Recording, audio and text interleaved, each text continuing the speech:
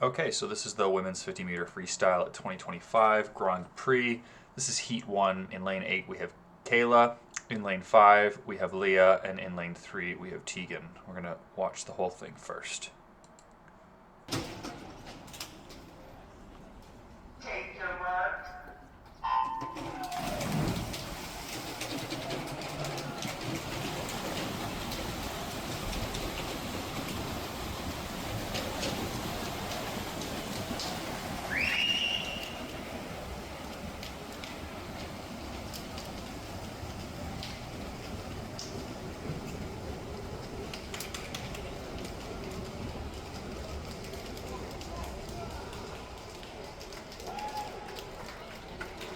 Okay, pretty good race.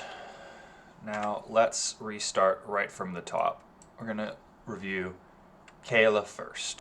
Okay, so something important to notice is that we can see as we get a little bit closer to the start, Kayla, you are a little unsteady on the blocks. I zoom out here, so it's a bit hard, but you can see there's a little bit of shifting going on.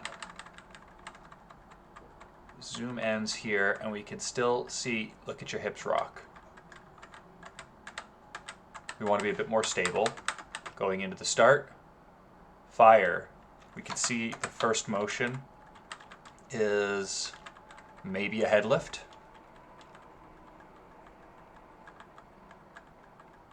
Here we are gonna go there. First frame, your head is lifting before. Interestingly, it seems like any of the other girls are reacting. You know, we can see Teagan's knee is coming forward at that same moment, but you've already beaten her by a couple of frames. Fairly certain I'm shooting in 30 frames per second.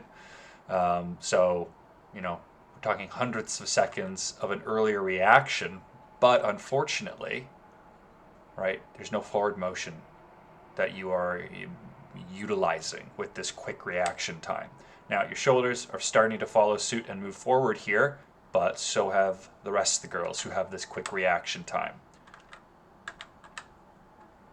Hip is kind of traveling a little low, so I think we really want to continue to work on that front leg pop. But you hit your streamline really quickly. Maybe a little flat compared to some of your other dives that we've worked on. Something that is nice is, let's get back to here, checking out this, you're definitely in the lead, even by your head. You know, maybe Teagan is coming after you, but you are certainly ahead, maybe even shoulders ahead of the other ladies here. Interestingly though, we can see Teagan, you know, a bit hard with the perspective. Teagan may have passed you in that moment, so that's where the dive is so important. You had a lead, we want to maintain that lead. Let's keep going. Hard to see from here, but it looks like a decently good kick. Breakout looked a little bit deep there. Let's see, let's get there. I like the distance on the underwater, but we can see you're coming straight up. You're lifting this water on your back rather than slipping out of the water. You can see your arm's almost recovered and you're still surfacing. But you get off going very nicely. Looking powerful, breath. That slowdown that occurs there after you take your breath. Watch the cadence shift on that. Stroke, stroke, stroke, and then a pause. And you have to rebuild your cadence coming into these final meters of the race, essentially. Another breath and another slowdown of the cadence. So very interestingly, it's not even like the breath itself is slow. It's a lot more like post-breath, you are then having your stroke rate affected. Let's just watch the last 20 meters before we move on.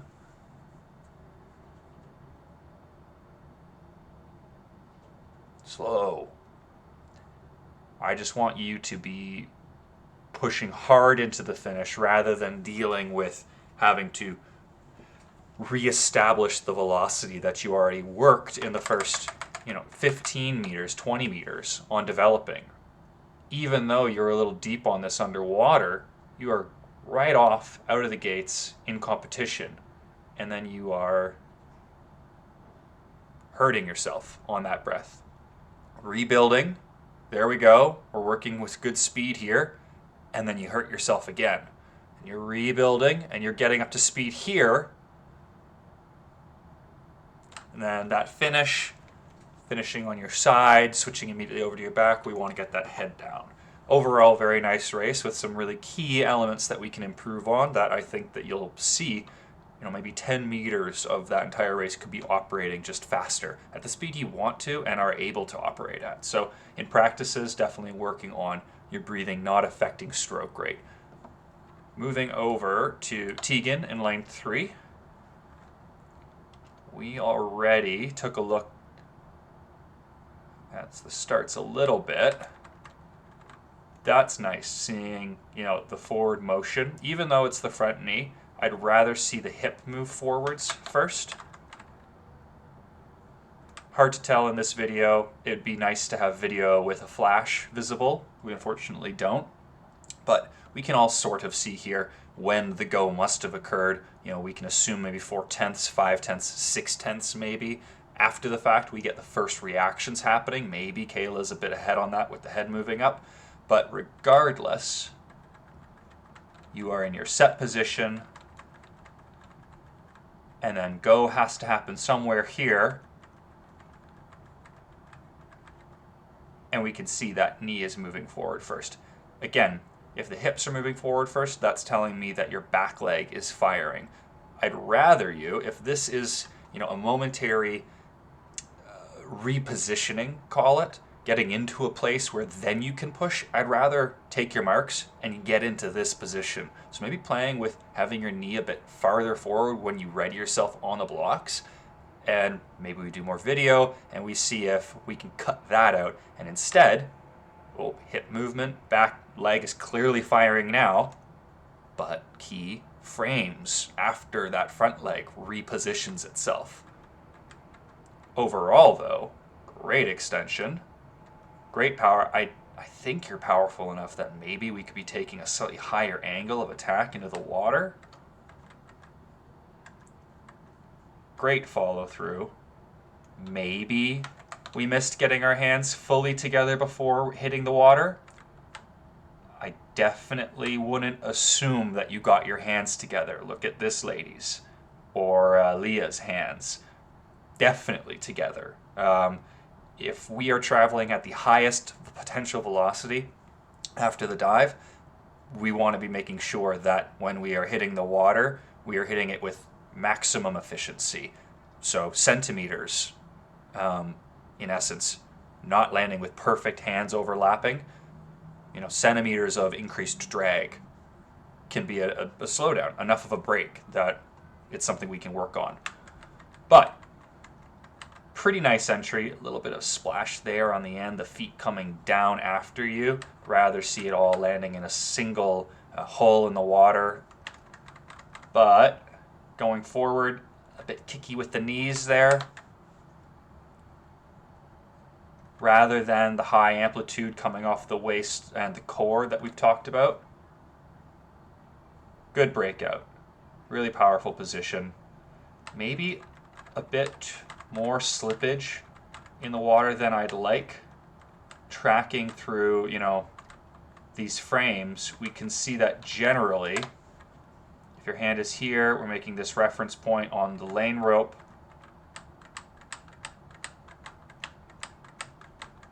That your body,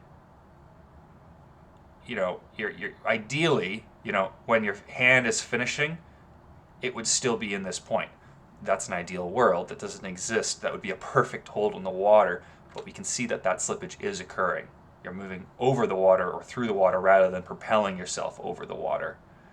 It looks to me like you start to shorten up your stroke as we get closer to the finish. That could be a perspective issue with the camera, so maybe we're not super worried about that.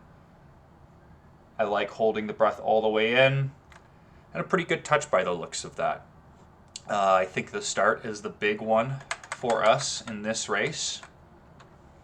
And maybe just being a bit longer in the stroke, seeing if we can't apply that, being a bit longer and trying to get a slightly stronger hold in the water. Just, it doesn't quite look like you're spinning, but it looks like you're just a step away from spinning to me. Again, it could be a perspective issue, but looking at the spine,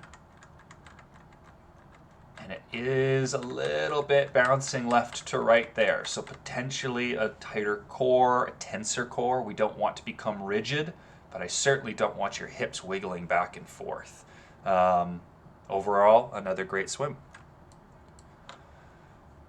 Okay, Leah, let's see where we're at here. Okay, so we're setting up. I'm initially looking at your position on the blocks, and I'm thinking that the angle of your back leg is a little small. Ideally, we don't want to have our musculature fighting against itself to maintain a balance point. So 90% on that angle or greater is ideal. So maybe moving the wedge back a little bit, or alternatively, or at the same time, trying to lean out a little bit farther too. Get your hips a little bit forward so that you can open up this angle, and then when you fire and you push, it's pure push. There's no balance that you're having to do with yourself. Okay, we gotta say go at some point here. Honestly, looking for Kayla's head to dip. Little unsteady on the blocks there. Maybe a take your marks and a set.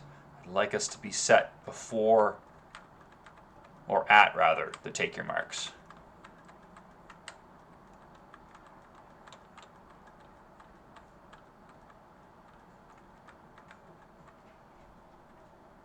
You can see that hip motion moving forwards pretty much immediately, and you can see that now that you're moving forwards, you've opened up to that 90 degrees, position, and now you're in the pure push portion, getting full extension on that back leg, setting up. A frame ago we were at about 90% on that front leg, so that's perfectly loaded to power you out.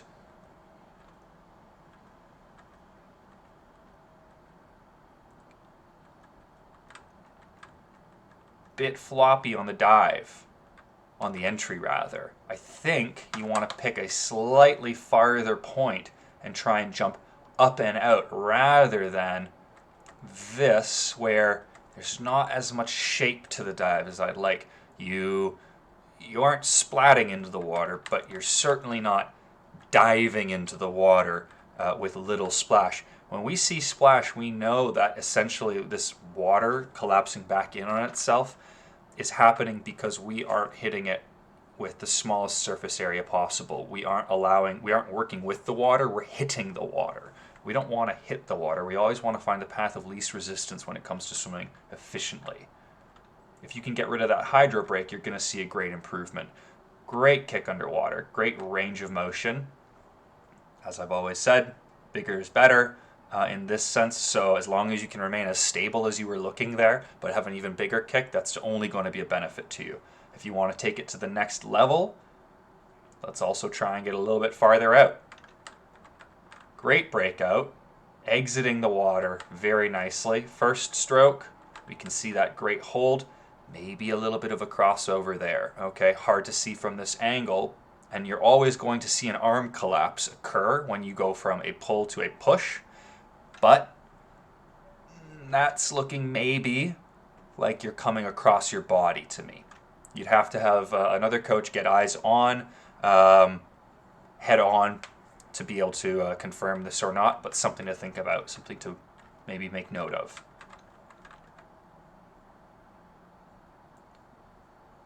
Long stroke.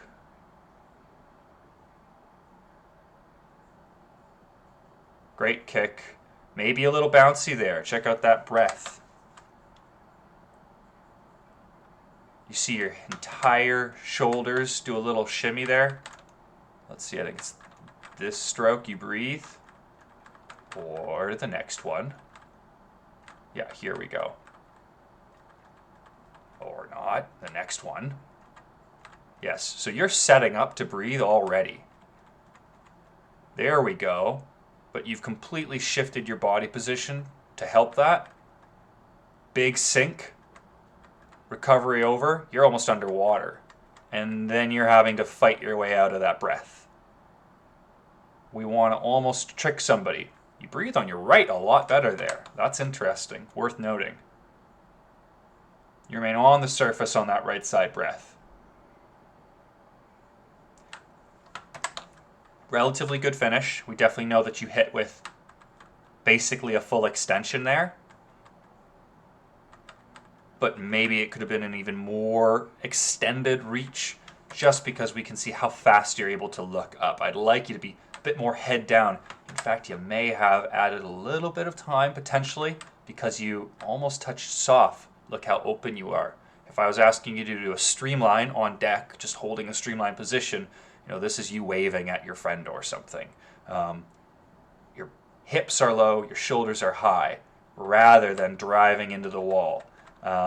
Maybe you've made contact already and are in pure shock absorption, but I think you do pull the chute a little early. Because even there, which is probably at the touch, we can see that you're allowing your body to shift out of position.